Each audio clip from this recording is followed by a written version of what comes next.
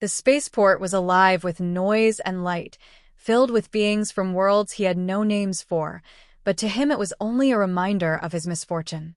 His ship sat useless in the docks, repairs he couldn't afford keeping him stranded, and every glance from the towering aliens reminded him of humanity's irrelevance in this part of the galaxy. He walked with hands deep in his pockets, keeping his head down, until a sound pierced through the chaos, a whisper so faint it seemed impossible to have reached him in the din. "Please, human, pretend to be my father, for just one day." He turned, startled, scanning the crowd for whoever spoke his language, so clearly. At the edge of the concourse stood a girl, small, fragile, unlike the other alien species bustling around. Her features were delicate yet strange, skin with a faint shimmer and eyes far too large for her face, but what struck him most was the fear in them.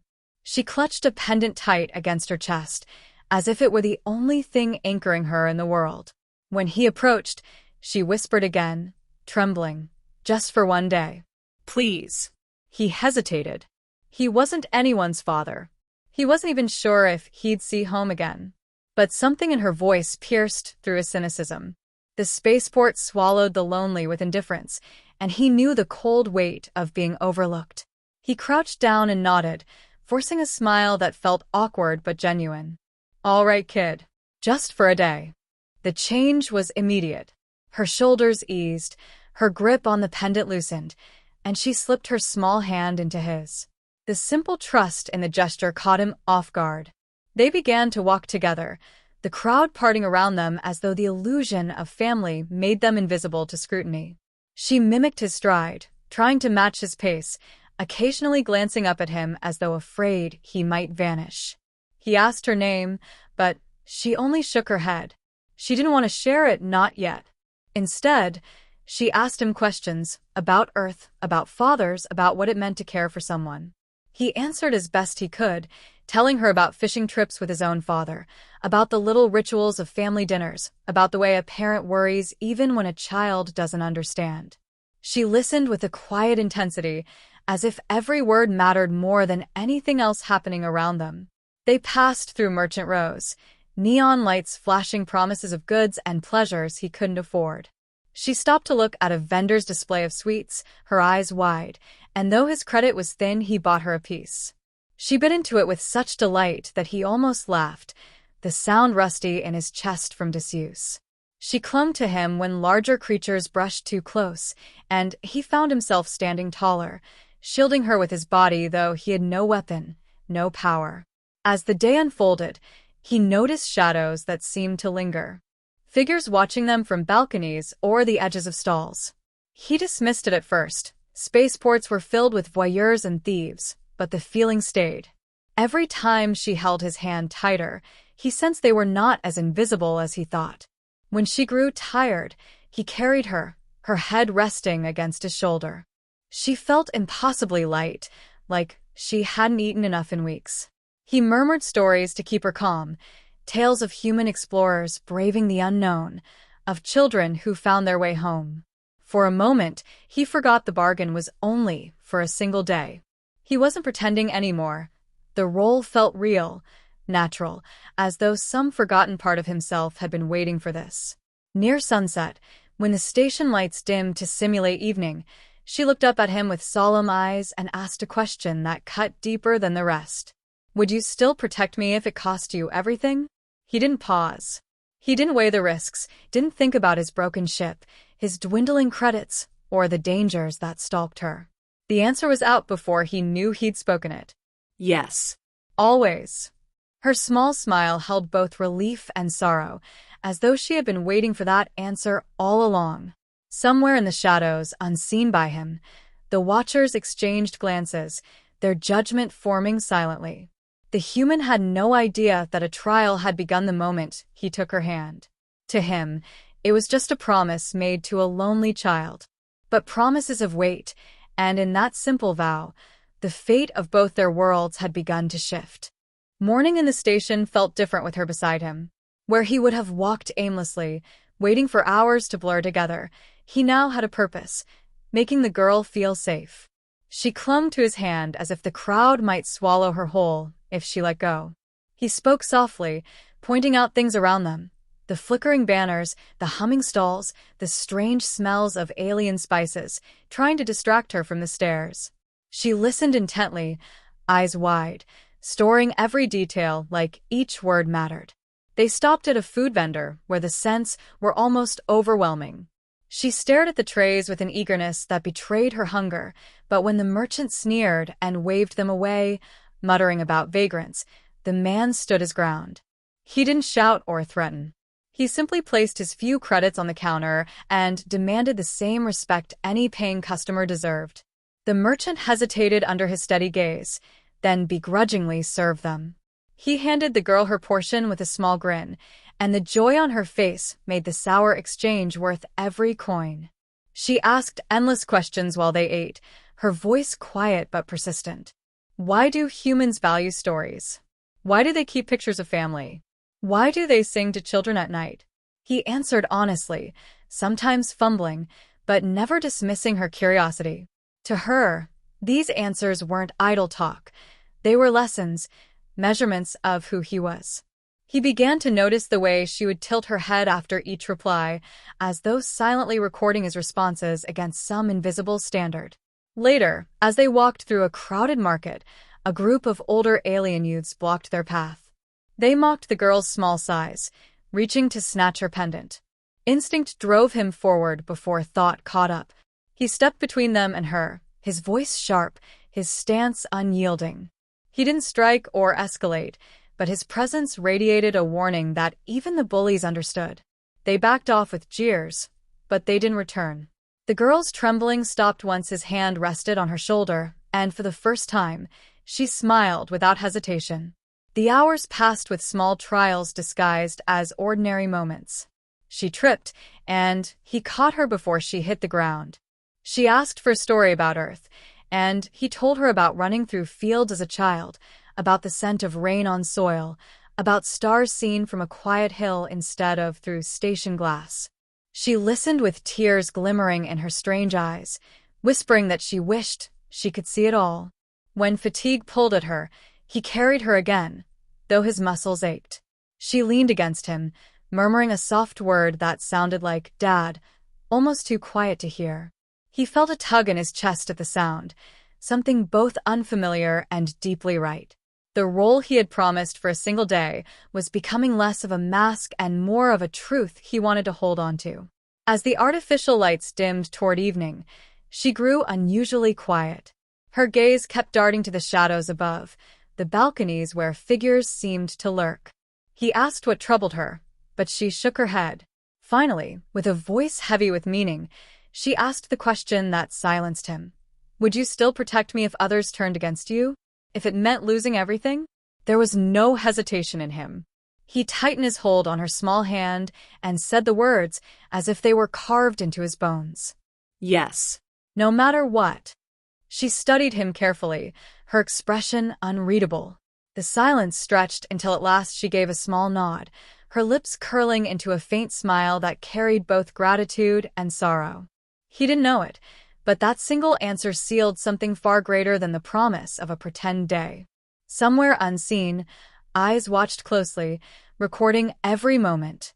The human believed he was only keeping a frightened child safe, but to her and to those who waited in judgment, he was proving far more than he realized. They came for them when the artificial night deepened, cloaked shapes emerging from the edges of the crowd with silent authority. The girl's hand tightened around his, but before he could act, a heavy grip pulled him away. He fought instinctively, but their strength outmatched his, and in moments both of them were surrounded. The girl did not cry out. She looked at him with a steady, almost resigned calm, as if this moment was inevitable. He was dragged into a chamber vast and ornate, its ceiling carved with alien symbols that glowed faintly in the dark. Figures of power sat in a semicircle, their eyes unblinking, their presence crushing. The girl stood at the center, pendant glowing faintly, no longer a child begging for protection but something more, an heir, a symbol, a test. One of the elders spoke, their voice deep and resonant, declaring that the game of pretending was over. What he thought was chance had been design. The truth unfolded with measured weight. The girl was not abandoned but placed into exile as part of an ancient trial. Her people believed that true guardianship could not be forged through blood or command, but only through the compassion of one who had nothing to gain. Every action he had taken, buying her food, shielding her from scorn, answering her questions, had been judged. The council had watched through her eyes, evaluating every choice. Where others had failed, hardened by pride or selfishness, he had responded with instinctive kindness. Anger surged in him at the manipulation, at being used as a pawn without consent. Yet when he looked at the girl, her small frame alone beneath the gaze of her people, his fury softened. Whatever the trial meant to them, for her it had been real. The fear, the hunger, the yearning for safety, all of it true. That truth mattered more than the council's games. The final challenge was laid before him. He was told to step aside, to release her back into their care, to relinquish the role he had only been pretending to hold. If he resisted, the consequences would be exile from their station, perhaps even execution. No weapon lay in his hand, no bargaining chip in his pocket. All he had was his voice, his will, and the weight of the vow he had already given her. He did not back down. Standing before beings who could crush him with a gesture, he declared that fatherhood was not bound by bloodline or species. It was choice. It was the decision to protect, to guide, to love without condition.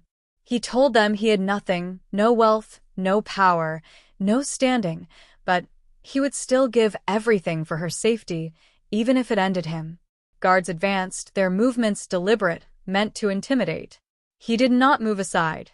He placed himself between them and the girl, his body trembling yet unshaken in resolve. The girl's eyes filled with tears, not of fear but of recognition. She whispered his name, not Dad this time but his true name, as though sealing a bond that went beyond the trial. The council's chamber fell into silence. His words lingered in the vastness, defiant in their simplicity. In that silence, judgment was forming, though he did not yet know whether it would spare him or destroy him. All he knew was that he would not break his promise. If they struck him down, it would be while he stood as her protector, not as a pawn in their ritual.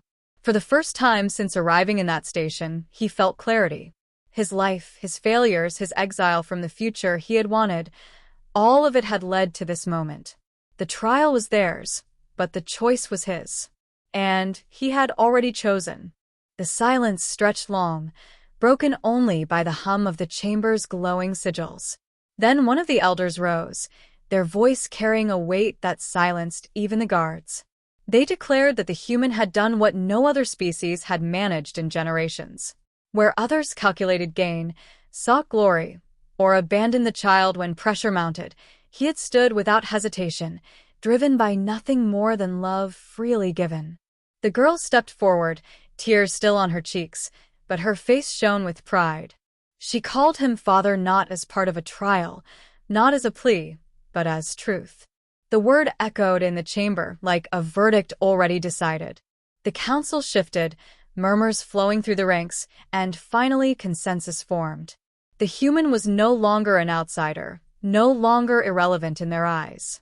His actions had not only fulfilled the trial of compassion but had redefined its meaning. By proving that kinship could be forged in choice rather than blood, he had shown a strength overlooked by countless civilizations. The girl's pendant flared with light, sealing him as her guardian by law and by tradition, binding them in a way that no one could challenge. He stood stunned, struggling to grasp the enormity of what had unfolded. A day that had begun with a whisper had reshaped the path of his life. Where he had been a stranded trader with nothing but debts and a broken ship, he was now protector of an heir and the bridge between two worlds. Offers poured from the council, resources, recognition, a role in their alliances. But none of it mattered to him as much as the small hand that found his once again, holding on with certainty. The girl looked at him with quiet conviction. She told him that she had feared no one would pass the trial, that she would be condemned to remain unchosen, but he had answered without knowing the weight of the question. He had said yes when others would have walked away. He realized then that the trial was never about cleverness or strength, but about the simplest act, keeping a promise to a child who asked for nothing more than to be seen and protected. The council dismissed them with solemn respect, but outside the chamber, the girl's composure broke. She embraced him fiercely, whispering gratitude, promising she would never let him face the burden alone. For him, no ceremony or declaration could compare to that moment. The title of father, once pretend, had become real. As they left the hall together, the vastness of the galaxy no longer felt like a place where he was insignificant. He had not won through cunning or force, but through the stubborn, ordinary heart of a human who refused to abandon someone who needed him.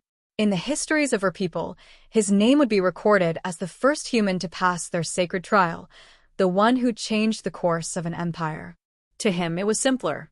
He had just kept his word. When they stepped back into the bustle of the spaceport, the world seemed brighter. The girl smiled at him, free of the weight she had carried before, and he returned it with a steadiness he hadn't felt in years. He knew his journey was no longer about survival but about guiding her, standing beside her, and proving every day that the choice he made in answering that whisper would never be undone. The galaxy might remember him as a symbol of humanity's first alliance, but to her, he was only what she had asked for from the start, a father.